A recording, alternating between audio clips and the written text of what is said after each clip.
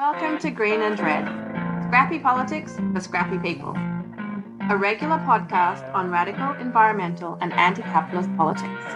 Brought to you by Bob Bazanko and Scott Parkin. Welcome to the silky smooth sounds of the Green and Red podcast. I am your co-host, Scott Parkin, in Berkeley, California. Bob is off on assignment. He's wrapping that assignment up soon, so Bob will probably be back soon, probably for episodes we're recording next week. And I also just want to do a quick shout out. We have been named in the top 100 progressive politics podcasts by Million Podcasts. We've also been named in their most revolutionary podcast list. We're actually number 51 on that list. And so I just wanted to do a quick shout out to that. So all the more reason to listen to the Green and Red podcast. But also at the great content in which we produce, which today's episode is going to be another example of that. And joining me to talk about today's topic, which is going to be the Canadian elections, is Emilia Belliveau. Emilia has worked on climate and environmental justice issues for over a decade. She's been a community organizer, an academic researcher, a social policy analyst, campaigner with different environmental nonprofits. She has a master's in environmental studies her research is focused on climate justice movement praxis. Welcome to the Green and Red podcast. Thank you. And this week we had an election in Canada, which actually got a lot of news around the world and here in the U.S. The Liberal Party, which had been massively trailing in the polls, pulled off what seems to be a narrow victory in just about 2 months, largely, at least the way the U.S. media is framing this, is largely because Trump had repeatedly, including on election day, threatened to make Canada the 51st state.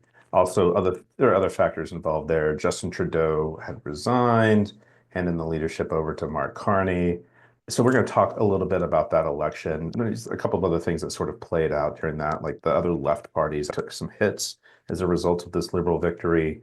Other interesting part is that the conservative leader, who seems to have been the one that blew the election, Pierre Poilievere, he also lost his seat. And we're going to be talking about all of that. So maybe we could start with, can you just tell us what happened on Monday? Just a general overview, some broad strokes would be a good way to start. Yes, the Canadian election on Monday had results that didn't really get finalized till quite late in the game. But the outcome is that the Liberal government was able to hold on to enough seats that it stays in power. So Mark Carney will continue to be the prime minister. But it was a pretty narrow margin. They were hoping to get a majority. Polling even last week said that was a potential outcome, and they didn't quite get that. They're a few seats shy of a majority government, which means that they'll have to work with other parties in order to maintain power. So a majority government in the past sometimes leads to really excellent progressive outcomes because particularly left-wing parties have been able to push for stronger stances from the Liberals, but also more likely that we will have an election before the 4-year term, which if they had won a majority, would be assured that they could govern for the next 4 years. And as you mentioned off the top, some of our more left-wing parties took some major hits, a real implosion of the NDP, who lost a number of really key voices. Including their leader, right? Yes. Yeah. So it wasn't just Pierre Poilievere who lost his leadership seat, but Jagmeet Singh also lost his and pretty immediately has stepped down. So there'll be a leadership race in the NDP, which is another, I think, really interesting thing that we could discuss. And there's a lot of potential in revived NDP in a rebuilding phase.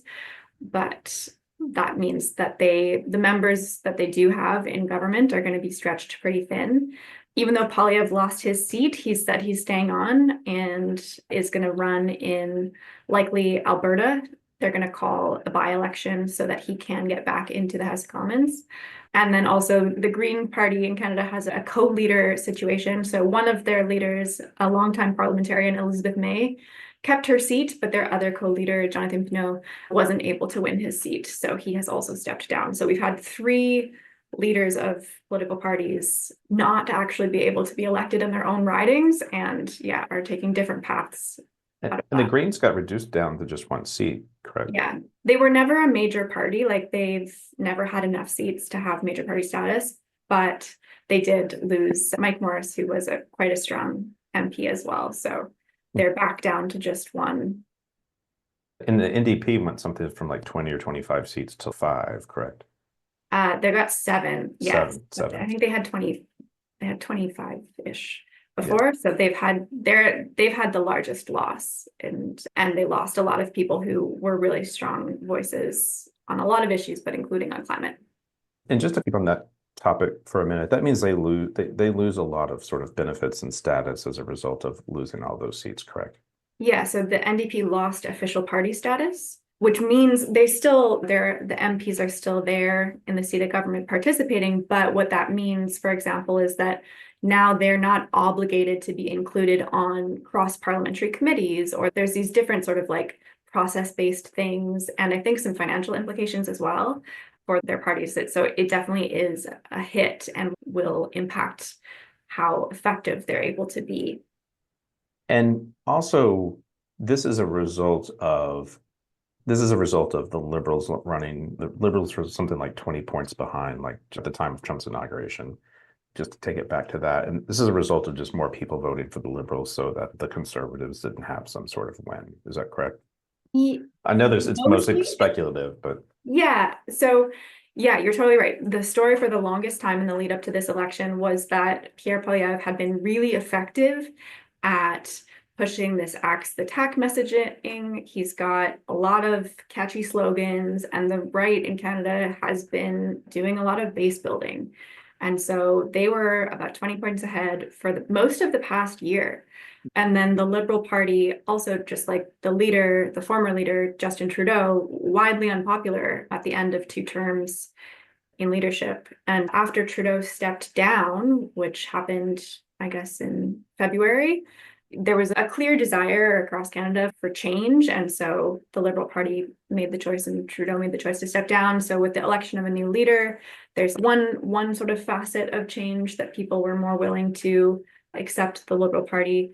But then, yeah, the major thing being Trump and his stepping into office, the threats against Canadian sovereignty, and the tariffs, and the way that all of that, basically, the Liberals were able to really represent themselves as the party to push back against Trump, and Carney himself as this player with a more international reputation, new to electoral politics, but has this sort of long history of working in the global banking space, seen as being more capable at handling international diplomacy and challenging Trump. And the other thing that the Liberals did right off the bat, which is unfortunate for climate policy, but was like strategic and in the end successful for them, is that Carney got in and then decided to axe the carbon tax. So the main issue that Poilievre had been talking about for truly years as the reason why you needed to vote him in instead of the Liberals basically became a non-issue. And they had really sunk they'd sunk so much energy into making that what this election was going to be about. And then the Liberal government did it themselves, took all the air out of the room around that conversation. And so the Conservative Party had a really hard time changing their messaging and finding a new foothold with the public. Yeah.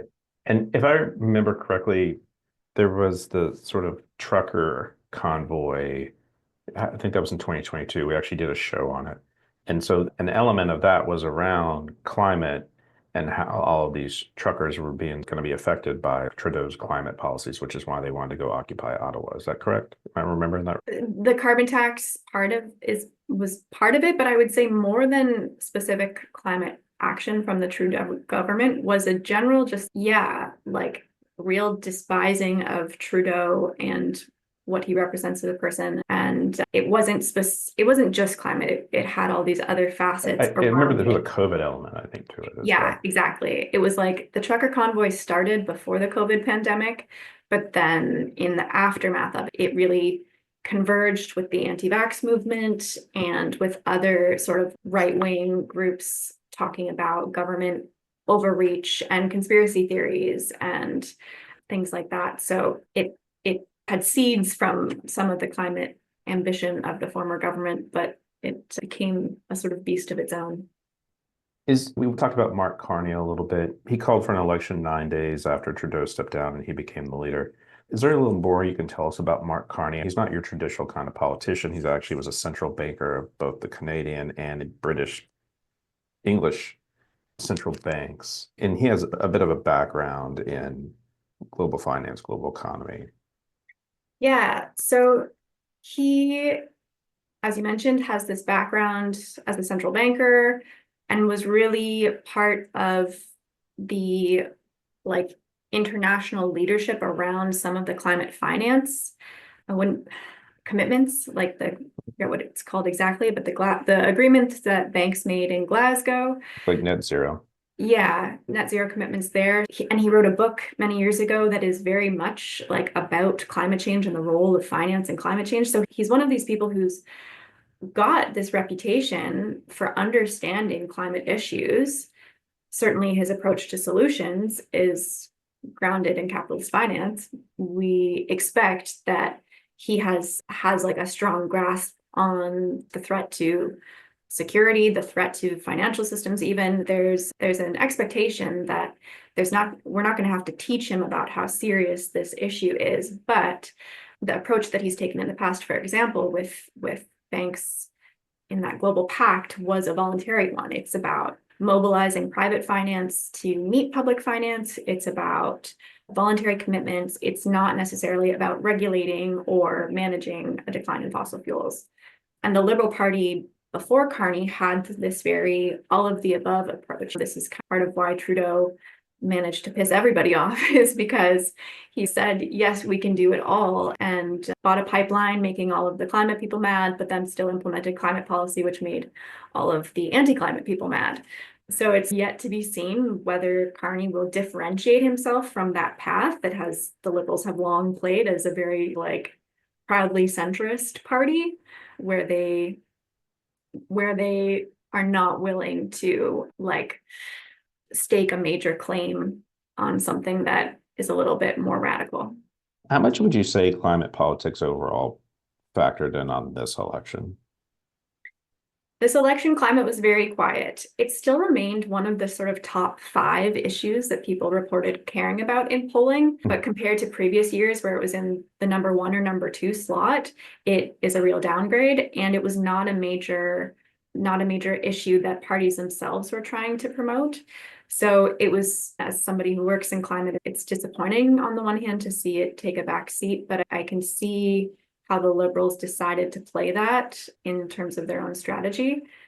I also think, even though people weren't talking about climate, we have seen this reemergence of a pipeline conversation because issues of affordability, national unity, the threat of Trump are the things that were, and the housing crisis, I should say as well, the things that were really occupying people's minds during the election. What that has led to is this kind of push from the fossil fuel industry to revive the pipeline conversation as a way to keep itself relevant and say, oh, we'll address these concerns through becoming a fossil fuel superpower.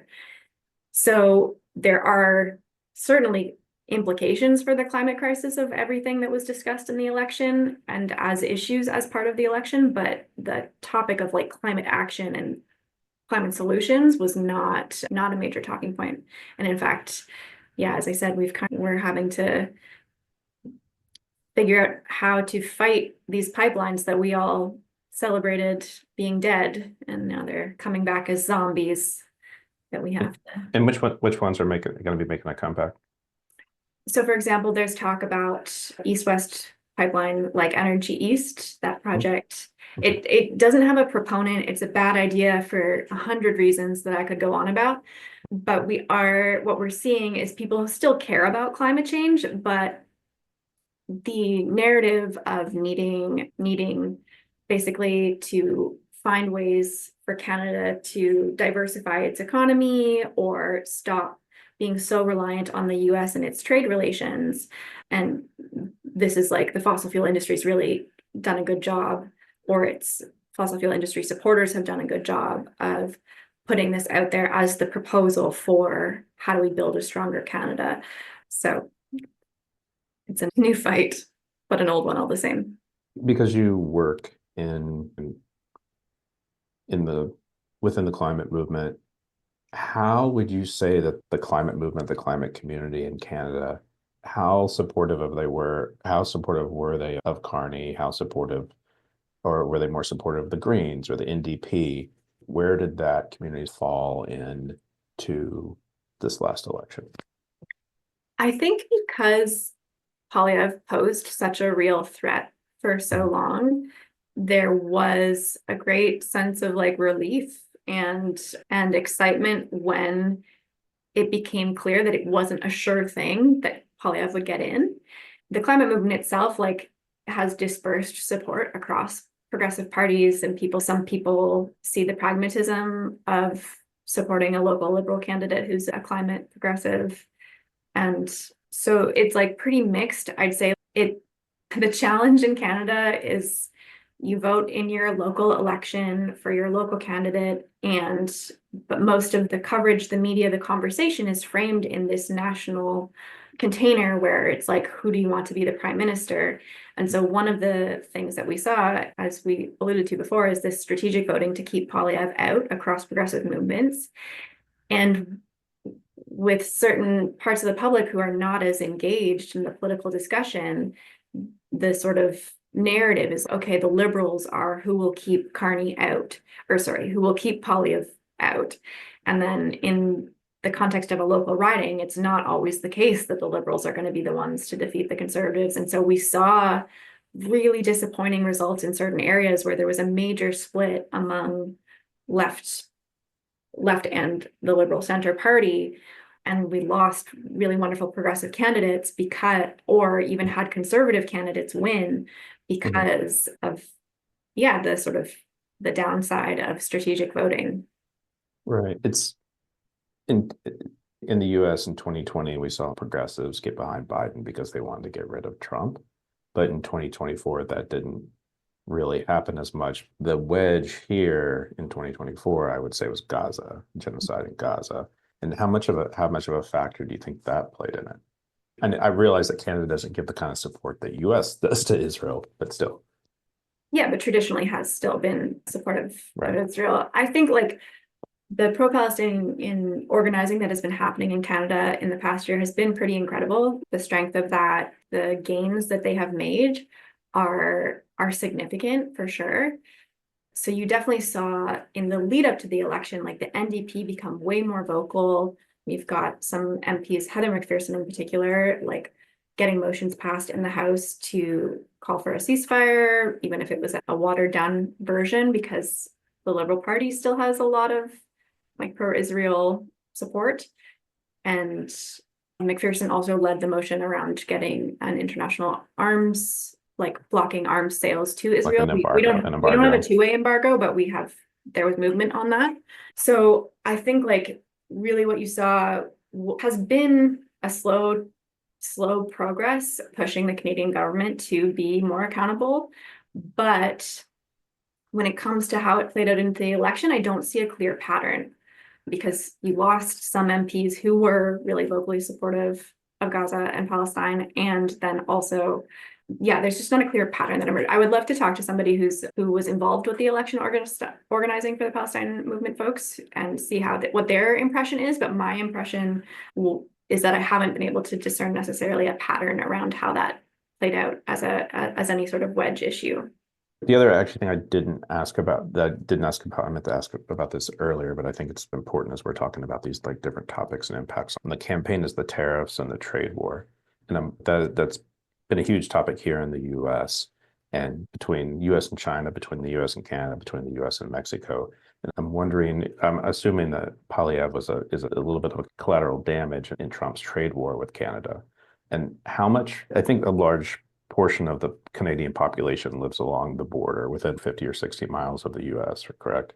And so, like, how much did that trade war and the tariffs really impact? And Trump also talks a lot about increasing border security, not just along our southern border, but our northern border as well. And makes all kinds of wild accusations about fentanyl coming in from Canada and things like that. But I'm wondering how much of these trade war tariff stuff really, where did that leave your sort of everyday Canadian? Not that I know you can't speak for everybody, but I just thought I'd throw that out there. Yeah, I think it was hugely impactful. Basically, like Canadians were already feeling like a cost of living crisis and affordability crisis. And so both the threat and direct impact that tariffs will have on groceries and everyday prices is real and certainly galvanized people. But there's an element to it too around this idea and perception of the relationship between Canada and the U.S. that I think your average Canadian really believes in, around like this sense of allyship and being a good neighbor and all of that type of thing. And so there's both the direct impact of tariff policies on prices and on job loss, particularly like the aluminum industry in Quebec and the auto industry in Ontario. But then there's also, I think, been this really funny thing where I think your average like Joe Canadian also feels this sense of betrayal.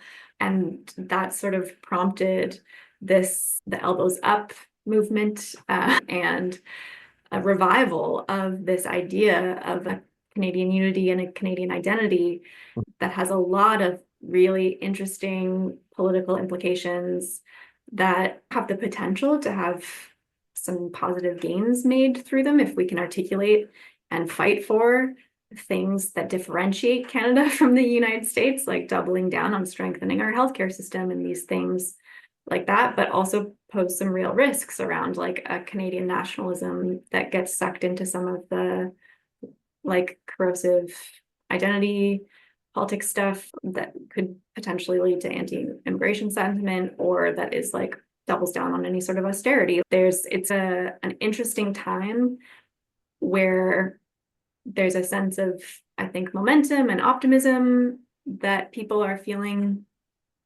around what like a unified and stronger version of Canada could be. But it comes with these real risks as well, as different people fight over what that identity actually is and means, because sometimes like some of the actions so far are these like shallow identity markers. You've got people saying we're going to buy Canadian as the way we're standing up for ourselves against the Trump tariffs. But that's still a very like consumer and neoliberal based approach to culture, identity, stateship. Well, when you get down to the kind of cultural politics in the U.S., buying American, I put that in finger quotes, is actually some of the root of what has given Trump his power and influence too. It's definitely a slippery slope. I would actually say how prevalent is like nativism, nativist feeling, nativist groups in Canada. Like I'll also say this, is that Trump he's currently plummeted in polls and where he, what his policies are on polls, but the one he does the best in still currently, even though it's dropping as well, is on immigration, which is like this white nationalist sort of position on that. I'm curious where are Canadians on that? Do they have similar feelings? I think Trump's influence has been felt in Canada. I think it's been concerning to see, a rise in anti-immigration sentiment. I don't think it's the same as the US per se. Let's hope not. Yeah. But I do think, particularly in the way that the housing crisis has become really severe here, I think that immigration becomes a scapegoat for the housing crisis. And so if we can do more to better manage the housing crisis, then it's a bit of a release valve for some of the way that anti-immigration narrative gets mobilized and the way the right capitalizes on various crises to further sow and seed division around immigration. And the housing crisis being around the cost of housing. Cost of housing and access, like the places in Canada that are growing and cities that haven't been building affordable housing.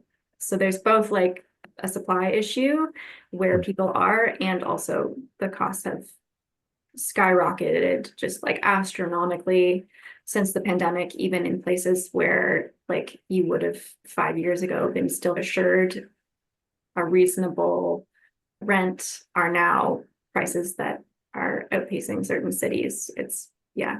And renter protections that were in place during the pandemic have now stopped, like they've ended. And so people are in a lot of precarity.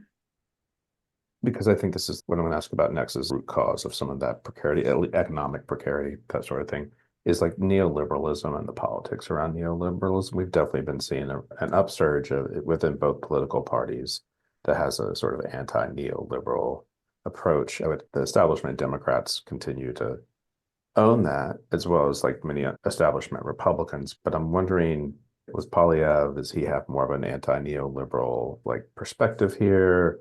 Is he more in the sort of like wanting to be more of a nationalist sort of ideology ingrained in Canada and within the Conservative Party?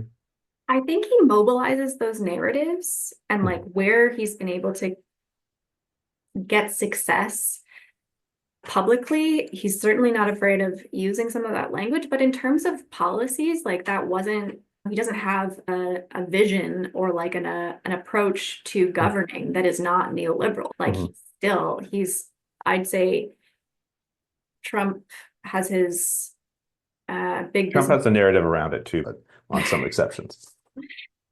Yeah, I think Poilievre is a career politician. He's never had a job, like a real full-time job, that is not being an MP. And his interest in governing is like certainly to govern to the right of all the other parties, small government, economic austerity. But he's been really good at tapping into the broader public concerns around affordability housing, et cetera, and not really having to offer solutions. Like he's in there, they didn't come out with a platform till super late in the game, and all of his policy things, it's cutting taxes. There's not a lot of substance to actualizing like programs to meet the concerns of people. And yeah, I think there's just a shallowness there and a lack of imagination. Like I don't think Poilievre is deeply conservative and in ways that would be extremely damaging to both the material reality and the social fabric of Canada.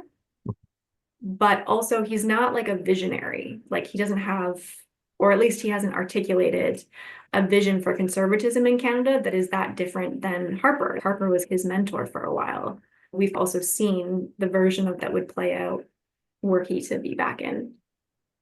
Whereas in contrast, it's like very clear that Carney is the sort of globalist, right? That he was a central banker, including over the Central Bank of England. I'm sure he'll be actually a lightning rod for at least people on the right in America about how somehow these Canadian globalists are ruining our country. That's a big thing they're into. Those sorts of narratives. Yeah, fun things to look forward to. Yeah, fun, more and more. And they already do that with Sheinbaum in Mexico as well. Yeah. My last question, we're seeing similar trends happen in other parts of the world. The Australian elections this weekend, and we have also seen with the Labour Party, which is their version of the Liberals, or the Democrats actually were like neck and neck or somewhat trailing, have pulled ahead as a result of the Liberals in Australia or the Conservatives. It's all very confusing. But the Liberal Party in Australia is like the sort of right-wing party, and they haven't actually been able to make a good argument that how they're not like Trump. And many people around the world find Trump very distasteful. And I'm wondering, that seems to be the sort of case with Poilievre, is he wasn't actually able to come up with a narrative that sort of countered that he was not somehow aligned with the Americans and Trump and the Republicans. And I'm just wondering what your thought, and we're also seeing similar stuff happen in the UK too, right? So I'm just curious if you have any thoughts on that. Yeah, absolutely. I think what you said about Poilievre there is totally true. There were like campaigns that sort of identified the ways in which he was, but yeah, I mean, if Canada is like a bellwether for this shift in international politics, that would be really interesting. We'll see too as it plays out, because Carney does come from this very like international space and has talked about strengthening relationships with Europe and other players as a way to diversify our economy and not be so reliant on the U.S. trade relationships. I think the success of that approach will also either strengthen the conviction of others to move away from capitulating to Trump versus finding another path. So I'm certainly interested to see the outcome of that. yeah, every place is different, but it would be a nice change of pace after the series of right-wing takeovers, or like gains, at least in different parts of the world. Yeah, particularly within the supposed left, or excuse me, the supposed West, like the sort of where the liberal democracies are. Yeah, exactly. Yeah.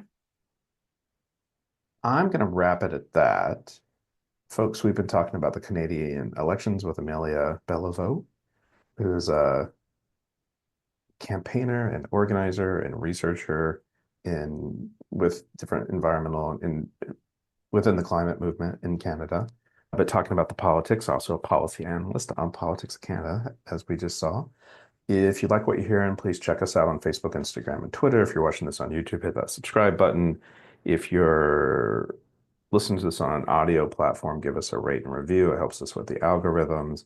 And then if you really like us, go to greenredpodcast.org and hit the support button or become a patron at patreon.com/greenredpodcast. And once again, check out Million Podcasts, where we've made at least like 3 of their lists of like top podcasts. And we hope to talk to everybody again really soon. Emilia, thanks for joining us today.